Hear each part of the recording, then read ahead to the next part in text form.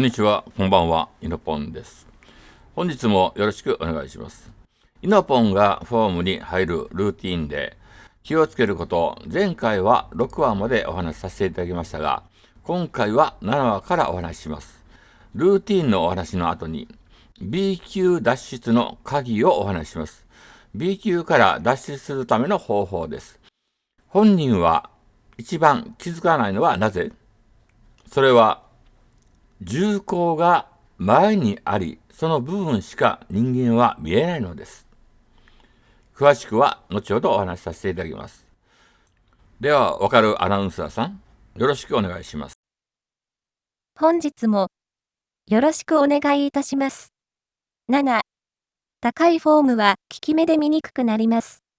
左手のつく位置と密接な関係をお話しします。7、高いフォームは効き目で見れない。左の肘を置けない高さでは、球が通る軌道の位置は、右利き目なのに、左利き目の位置になります。伸ばしてしまうと、左手は前に出てしまうのです。左手を伸ばしすぎると、前のめりに少しなっていると思います。下のしっかりとした、同点と軌道は上から見えなくなります。左手首だけで球を押さえつけようとすると、球が上から落ちていく形になり、一点でしか支えられなくなります。映像で見てください。せっかく、水かき部分を使い、3点で球を支えて、ストロークしているのに、最後つく際には、1点でついてしまっているのです。安定感が失われることになります。確かに1点で支える人もいるのですが、球抜けが良すぎて加減がやりにくくなります。イノポンは、左手で球をしっかり3点締めで、弾かない玉突きをするのが好きです。話は戻ります。低いフォームができれば効き目で見ることができます。顎が擦るような高さはいりませんが、しっかり球の軌道を見る高さは、肘をつくのには手を伸ばすのではなく、左側に伸ばさないままで持っていくと、簡単に肘がつくフォームになり、安定感も向上し、効き目で進行方向軌道がよく見える形になり、肩の肩峰も外れ高く肘がなり、左手3点固定のままつけるようになるのです。重要なポイントになります。8、右手左手の持つ位置、距離感が大事です。8、球出しの基本は、球が当たる時を推定した長さが重要になります。球の持つ位置の合わせ方について、お話しします。イノポンの距離感の合わせ方は、私は、立ったままの、ブランと右手がなる場所で、右足のかかと上で、少し肘を上げます。球を、台の高さをかわすためです。右の拳をした形の左側、人差し指が下を向き、軸に対してまっすぐになるように、球を持ちます。手玉との距離感が合わせやすいからです。球を手玉の真横に並べて合わせます。構える前にどうフォームするかを考えることで、思考能力が冴えるのです。一番大事なのは、球が足りるっていうことが、先決なのです。人それぞれ骨格が違うのですが、誰にでも言えることは、当たった時に、肘のどの角度でジャストミートしているかということです。イノポンは、ルールルルーの場所になります。私はストローク25センチメートルですが、必ず入れる安定感をするため、構えた後で微調整を行います。これが、手玉の横で、こそっと5センチメートルくらい出したところが、手玉に当たる位置が右手の持つ位置になります。これは、当たった時に、最低限はここまで球が届くので、その軌道でつくために行います。これがイノポン流ですね。サクッとこっそりやっているので、みんなには知られていないです。こっそりコツです。それが安定につながります。どんな配置であっても、同じフォームで、右足の位置と球の振る位置とジャストミートできる位置が、一定化できるように、心がけることが、重要なポイントになります。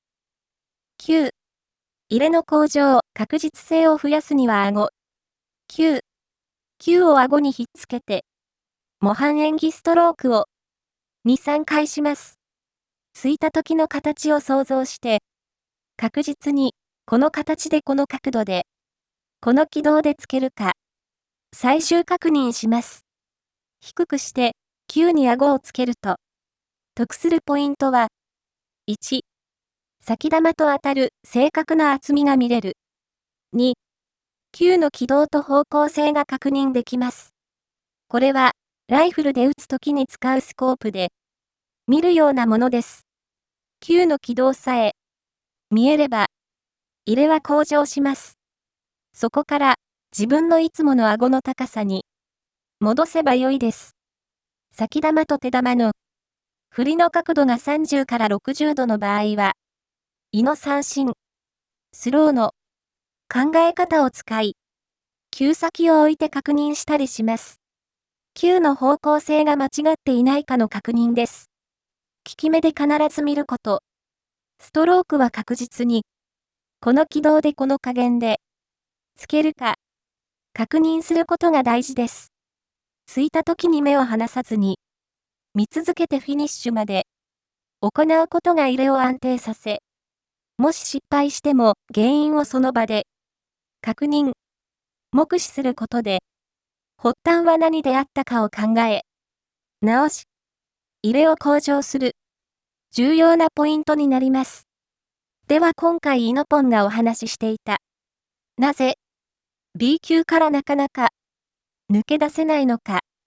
この理由をお話しします。今まで見てきた人、ほとんどの方に当たります。自分では気がつきにくいので、直すことができないのです。わざとやれる人は A 級なのです。ってなりますよね。そんなん、わかってたら、A 級になってるわ。って怒られそうです。では、お話しします。わかりやすく理解していただくために、画像でお話ししていきます。第1の画像です。何ら変わりないセンターショットですね。そうです。問題の第2の画像です。違いが、わかりましたか？上下に映像をしてみます。どうですか？わかりましたか？わかってるよっていう人は A 級ですね。B 級の人はわからないはずなのです。どこが変わっているかと言いますと、比べてみると、何かが違いますよね。実は、初めのイノポンは、肘支点でついています。第2の画像は肩支点でついています。そこは誰でも一緒ですよね。ここで問題が起きています。ではボックスライナーでお話しします。肘でつけばボックスライナーは、まっすぐな軌道で、超クッションレールにタッチしたまま前に動いていますが、肩支点で行うと、少し右側に向いて、振ってしまうのです。ということは、お分かりになったと思われた方も、おいでになりますが、ズバリ言います。肘支点と肩支点でつく、ストロークの軌道が違うという事実なのです。1000人に1人くらいは骨格の違いで、まっすぐ振れる方もおられるのです。私が見た中では、世界で2人しかいないですが、いることも確かなのです。そういう人が日本人にもいるはずです。たまたまビリヤードをしていないのかもしれないですね。それはあなたかもしれません。しかしながら、日本人の多くは少し右に球が流れるので、入らないわけです。要するに球は見えてるが、ついた時の形が想像できてない。目には見えないからです。見えてたら、肩でついている、肘でついていると、本人はわかるんですが気づかないのが普通なのです。肘でストロークをして肩でつく。もちろん入らないのが普通なのです。これで入ったら、その間違いが間違いと、思わず過ごしていくうちに、癖になってしまうのです。こんなとこに B 級から抜け出せない理由があったのです。肩でつくなら、肩のストロークして肩でつくのが良いと思います。イノポンは、肘支点でストロークして肘支点でつくので、ほとんど当て前に向かいます。肩でストロークして肩でつくとこんな感じではないでしょうか。こんなんしてる人はいないはずですね。直すには、言葉に出すなら6個です。股関節を使って構え、肩の肩甲を外して、左側に構え、左肘を楽に置ける。肩の位置が変わらないフォームで、右手は、ルールルルーで持ち、ストロークは前に下にする。これが重要課題であると言えます。この意味がわかれば B 級とも、おさらばになります。玉突き、玉押しから、玉をつくにすることが、B 級の扉を開く課題になります。今日のお話で、ためになったなぁ、と思われた方は、チャンネル登録よろしくお願いします。ご視聴くださり、ありがとうございました。まだまだ玉を知っていただくために、いろんなテクニックやコツをお話ししていきますので、よろしくお願いします。次回は、手玉の厚みから当たってからの軌道を算出して、ネクストの基本方法をお話しします。よろしくお願いいたします。ありがとうございました。